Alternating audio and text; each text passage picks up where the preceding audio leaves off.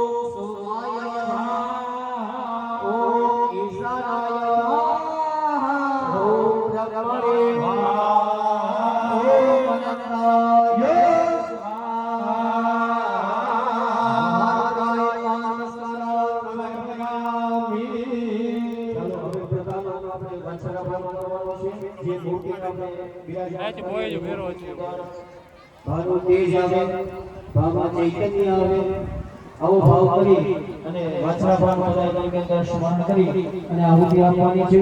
ચાલો હોમ કરતા આવજો.